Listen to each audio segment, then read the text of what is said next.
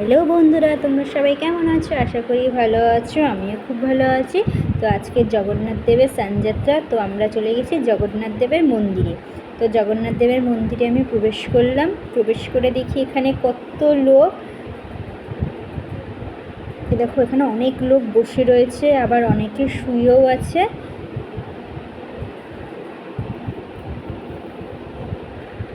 তো আমি প্রবেশ করেই জগন্নাথ দেবকে দেখতে গেলাম। তো আমার কপালটা এতটাই খারাপ ছিল যে আমি জগন্নাথ দেবকে দর্শন করতে আমি পারিনি।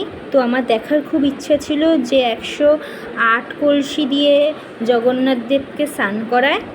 তো তারপর আর কি হবে, তারপর আমি এদিকে একটু চলে এলাম। এসে দেখি একটা প্রভু প্রসাদ দিচ্ছে, তো আমি একটু প্রসাদ নিতে চলে এলাম। তারপরে আমার বোনও একটু প্রসাদ নিয়ে নিল।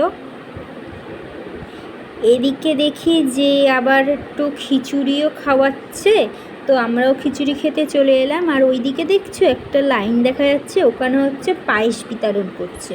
তো কত লোক দেখেছো খিচুড়ি খাওয়ার জন্য বসে রয়েছে। একটুখানি খিচুড়ি, ঠাকুরের প্রসাদ তো একটুখানি খেলেই মনে হয় অনেক। তো আমি এখানে গরমের মধ্যে দাঁড়িয়ে রয়েছি বলে আমি ঘামটা মুছে নিলাম। তো গরমের মধ্যে সবাই বসে রয়েছে, আর এখানে প্রচুর প্রচুর গরম।